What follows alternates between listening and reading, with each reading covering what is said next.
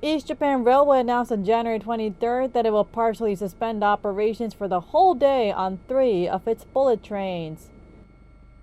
The railway company halted service on the Tohoku Shinkansen, Joetsu Shinkansen, and Hokuriku Shinkansen following a blackout. They later found an overhead wire hanging down. Passengers were evacuated from the stopped train in Saitama City, north of Tokyo. Nippon TV was able to film the moment of explosion at restoration site in Saitama City.